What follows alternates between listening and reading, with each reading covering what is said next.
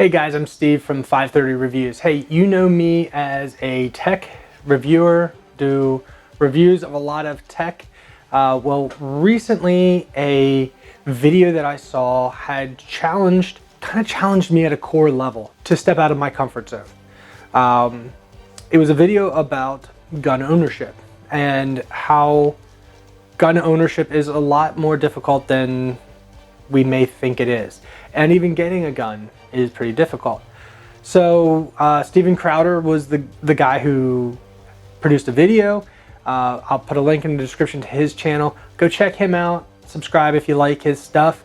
He's a comedian, but kind of serious on the political side as well, about what it is to own a gun, the responsibility, the rights that you have as an American citizen, and what it does take in order to actually go out and buy a firearm. The process is a little bit more difficult. You have to fill out a whole bunch of paperwork, state that you've never done anything violent before, or that you've gotten in trouble for, committed a felony, you've never basically had any run-ins with the law other than, you know, a couple speeding tickets is about all you could get. And then you have to submit the paperwork, goes and a background check is ran on you, and then they will issue you the firearm. So what I did was I went out and went shooting with a couple of my friends and kind of came across a gun that I enjoyed shooting. Now, I will tell you that shooting at a target is a lot of fun. Shooting cans, bottles, that sort of stuff is just fun. So I picked up a 9mm pistol that I really enjoyed shooting. It fit my hand really well.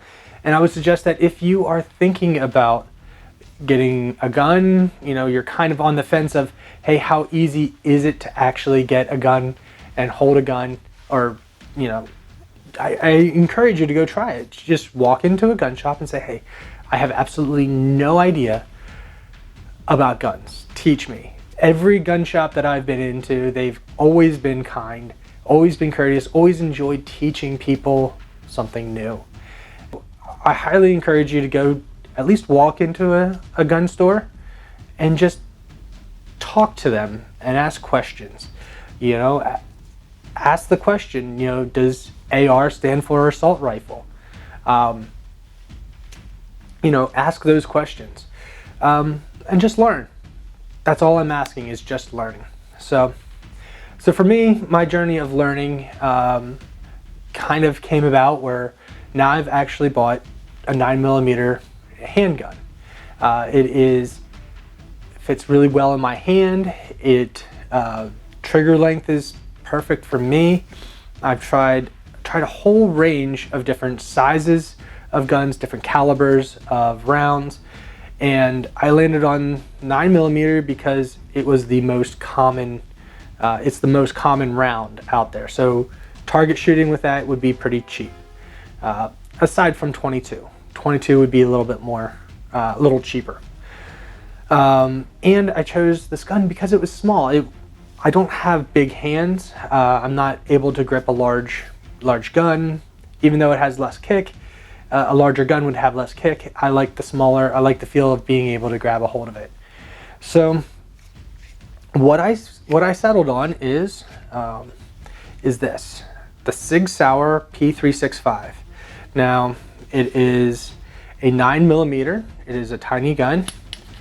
You push the slide back and then you can look into the barrel and you can see in the barrel that it is, or in the chamber, that it's empty. Let's see if we can focus on it.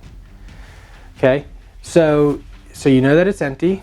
You've got a slide release here along the side, or a magazine release, I should say, along the side. You press that, it ejects the magazine. See, the magazine is empty. And this actually has what's called a slide release.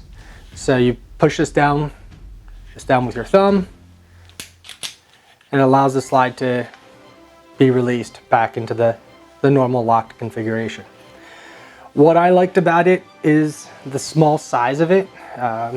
It is a tinier gun, but as I said, I have small hands. So it fits my hand.